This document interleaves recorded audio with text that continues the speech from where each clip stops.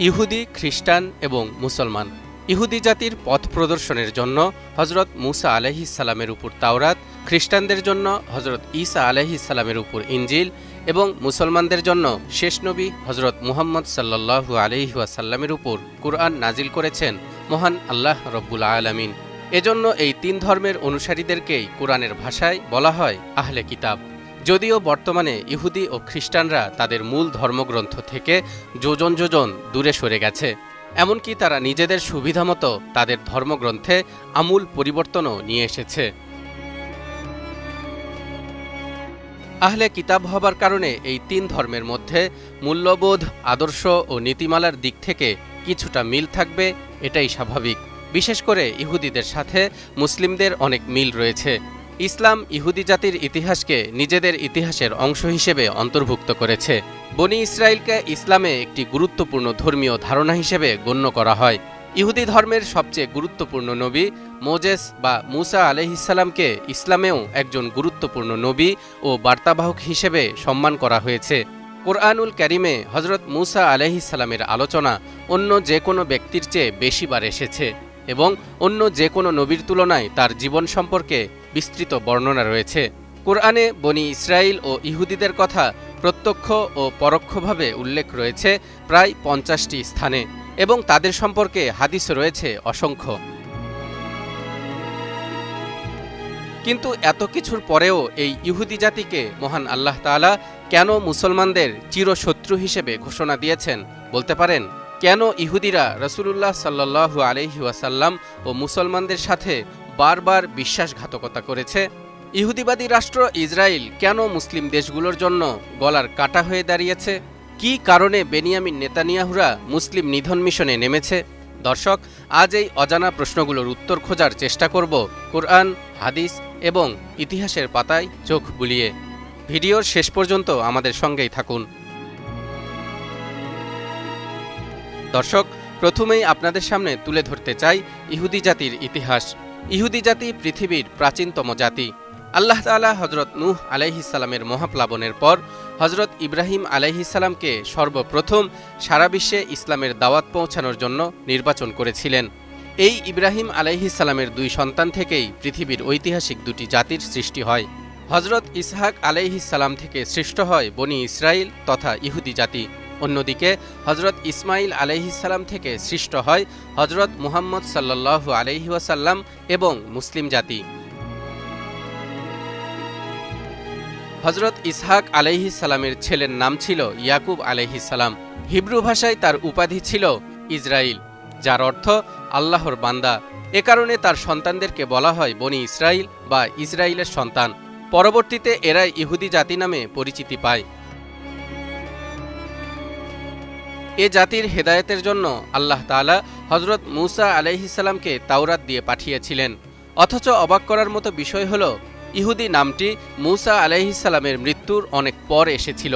কাজেই একথা কোনোভাবেই বলার সুযোগ নেই যে ইহুদি ধর্ম হজরত ইব্রাহিম বা মুসা আলাইহিসসালামের প্রবর্তিত, কারণ তারা দুজন সহ সকল নবী ইসলামের অনুসারী ছিলেন। ইব্রাহিম আলাইহিসসালাম সম্পর্কে আল্লাহ তাআলা বলেন, মা কানা ইব্রাহিমু ইয়াহুদিয়্যান ওয়ালা নাসরানিয়্যান ওয়ালাকিন কানা হানিফাম মুসলিমা ওয়া মা কানা মিনাল মুশরিকিন। ইব্রাহিম ইহুদিও ছিলেন না, নাসারাও ছিলেন না, বরং তিনি ছিলেন একনিষ্ঠ মুসলিম, আর তিনি মুশরিকদেরও অন্তর্ভুক্ত ছিলেন না।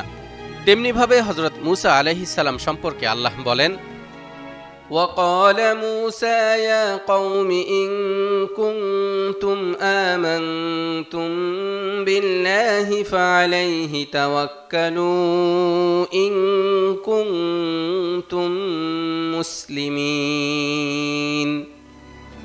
মুসা বলল, হে আমার কওম, তোমরা যদি আল্লাহর প্রতি ঈমান এনে থাকো তাহলে কেবলমাত্র তারই উপর ভরসা করো, যদি তোমরা মুসলিম হয়ে থাকো। কাজেই একসময় মুসলমানদের মতো ইহুদিরাও তাওহীদপন্থী ও এক আল্লাহতে বিশ্বাসী ছিল। কিন্তু তাওরাত ধ্বংস হয়ে যাওয়ার পর হজরত উজাইর আলাইহিস সালাম তা লোকদের কাছ থেকে শুনে শুনে পুনরায় লিপিবদ্ধ করায় ইহুদিরা তাকে আল্লাহর সন্তান বলে অভিহিত করে এবং শিরকে লিপ্ত হয়। এমনকি তাদের বিশ্বাস ইব্রাহিম আলাইহিস সালাম ইসমাইল আলাইহিস সালামকে নয় বরং ইসহাক আলাইহিস সালামকেই কুরবানি করার জন্য আদিষ্ট হয়েছিলেন। এদিকে অন্যান্য সকল আসমানি কিতাবের ন্যায় ইহুদিদের ধর্মগ্রন্থ তাওরাতেও শেষ নবী হজরত মুহাম্মদ সাল্লাল্লাহু আলাইহি ওয়াসাল্লামের আগমনের সুসংবাদ উল্লেখ ছিল। সে অনুযায়ী ইহুদিদের কর্তব্য ছিল হজরত মুহাম্মদ সাল্লাল্লাহু আলাইহি ওয়াসাল্লামের অনুসরণ করে মুসলিম হয়ে যাওয়া। কিন্তু তারা মুসলমান তো হয়নি, বরং ইসলাম ও শেষ নবীর বিরুদ্ধে হিংসা ও ক্রোধে জ্বলে পুড়ে মরতে থাকে। মহান আল্লাহ বলেন, وَلَمَّا جَاءَهُمْ كِتَابٌ مِّنْ عِندِ اللَّهِ مُصَدِّقٌ لِّمَا مَعَهُمْ وَكَانُوا مِن قَبْلُ يَسْتَفْتِحُونَ عَلَى الَّذِينَ كَفَرُوا فَلَمَّا جَاءَهُم مَّا عَرَفُوا كَفَرُوا بِهِ فَلَعْنَةُ اللَّهِ عَلَى الْكَافِرِينَ। আর যখন একখানা কিতাব আল্লাহর পক্ষ থেকে তাদের নিকট এলো, যে কিতাব পূর্ব থেকে তাদের নিকট যা আছে তারই সত্যতা সাক্ষ্য দেয়, এবং এ কিতাবের আগমনের পূর্বে তারা কাফিরদের মোকাবেলায় যার দ্বারা বিজয় ও সাহায্য প্রার্থনা করত, এতদসত্ত্বেও সে জিনিস যখন তাদের সামনে এসে গেল এবং তাকে তারা চিনতেও পারল, তথাপি তাকে মেনে নিতে অস্বীকার করল।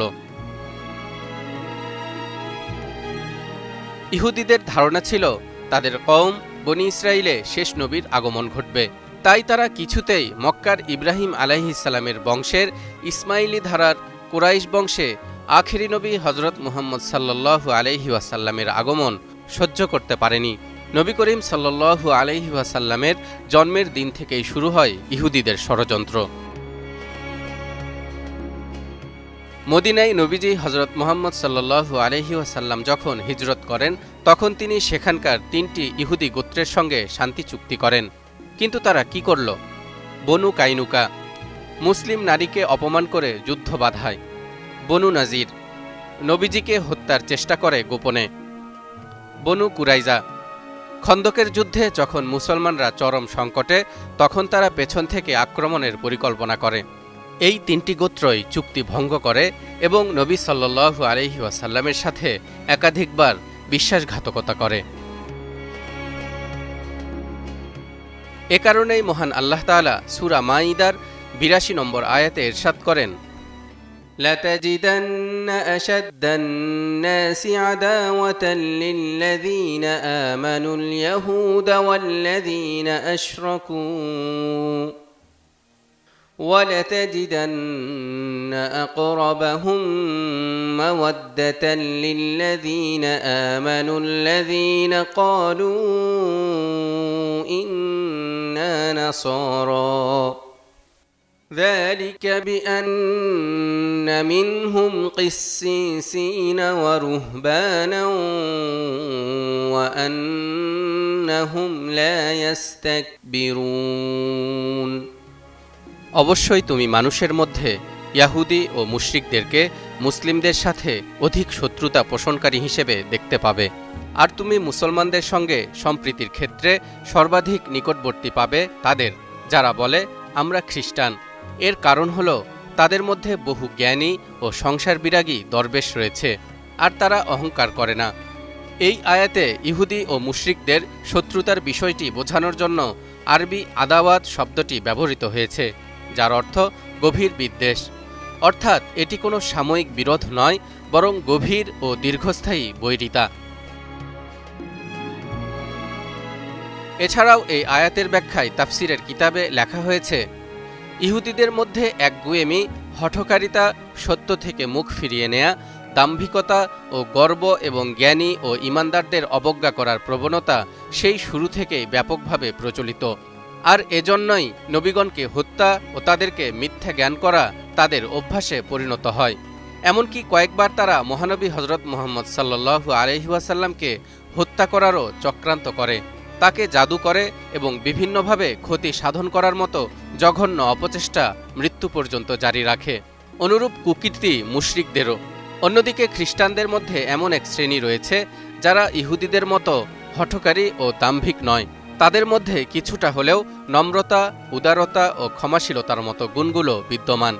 সে কারণেই তুলনামূলকভাবে খ্রিস্টানদেরকে মুসলমানদের সঙ্গে সম্প্রীতির ক্ষেত্রে সর্বাধিক নিকটবর্তী বলে অভিহিত করা হয়েছে। কোরআনের বর্ণনা অনুযায়ী খ্রিস্টানদের সাথে মুসলমানদের সম্প্রীতির কথা থাকলেও এখানেও হস্তক্ষেপ করে ইহুদিরা। মুসলমান ও খ্রিস্টানদের মধ্যে ঢুকে কুমন্ত্রণা দিয়ে তাদের বিভিন্ন সমস্যায় নিক্ষেপ করে ঘোলাপানিতে মাছ শিকারের চেষ্টা চালায় এ অভিশপ্ত জাতি। এ ব্যাপারে আল্লাহ তাআলা পবিত্র কোরআনে বলেন, وَأَلْقَيْنَا بَيْنَهُمُ الْعَدَاوَةَ وَالْبَغْضَاءَ إِلَى يَوْمِ الْقِيَامَةِ كُلَّمَا أَوْقَدُوا نَارًا لِلْحَرْبِ أَطْفَأَهَا اللَّهُ وَيَسْعَوْنَ فِي الْأَرْضِ فَسَادًا وَاللَّهُ لَا يُحِبُّ الْمُفْسِدِينَ। আমি তাদের পরস্পরের মধ্যে কিয়ামত পর্যন্ত শত্রুতা ও বিদ্বেষ সঞ্চারিত করে দিয়েছি। যখনই তারা যুদ্ধের আগুন জ্বালায়, আল্লাহ তা নিভিয়ে দেন এবং তারা জমিনে ফিতনা ফাসাদ ও গোলযোগ সৃষ্টির চেষ্টা চালায়। আল্লাহ বিশৃঙ্খলা সৃষ্টিকারীদের ভালোবাসেন না। যেই ইহুদিরা খ্রিস্টানদের নবী হজরত ঈসা আলাইহিস সালামকে হত্যার ষড়যন্ত্র করেছিল, এখন সেই ইহুদিদের সাথেই কাঁধে কাঁধ মিলিয়ে মুসলিম নিধনের ষড়যন্ত্রে নেমেছে খ্রিস্টানগণ। এ কারণেই মুসলমানদেরকে উভয় সম্প্রদায়ের সাথে বন্ধুত্ব স্থাপন করতে নিষেধ করা হয়েছে।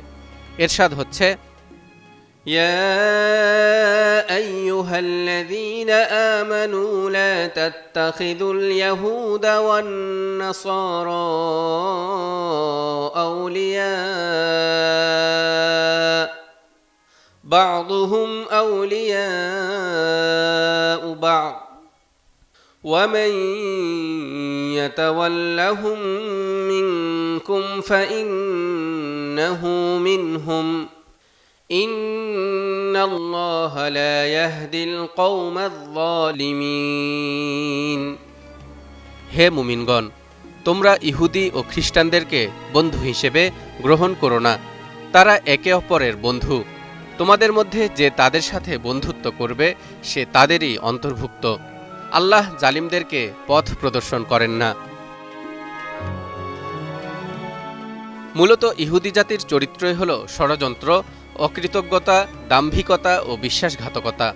তাদের বংশে অধিকাংশ নবীর আগমন, নবীর আওলাদ হওয়া, অজস্র ধন সম্পদের মালিক হওয়া, রাষ্ট্রীয় ক্ষমতা লাভ করা, আসমানি কিতাব তাওরাত প্রাপ্তি, আসমানি খাবার মান্না সালোয়া প্রাপ্তি, আল্লাহর পক্ষ থেকে এত এত নেয়ামত পাবার পরেও তারা সকল ব্যাপারেই অকৃতজ্ঞতার পরিচয় দিয়েছে।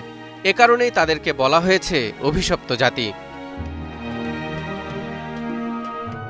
অভিশপ্ত এ জাতির পতনের ব্যাপারে হাদিসে স্পষ্টভাবে বলা হয়েছে, কিয়ামত ততক্ষণ পর্যন্ত সংঘটিত হবে না যতক্ষণ পর্যন্ত মুসলমানরা ইহুদিদের বিরুদ্ধে যুদ্ধে জড়াবে এবং চূড়ান্ত জয়লাভ করবে। সেদিন গাছও বলবে, হে মুসলমান, আমার পেছনে একজন ইহুদি লুকিয়ে আছে, আসো এবং তাকে হত্যা করো।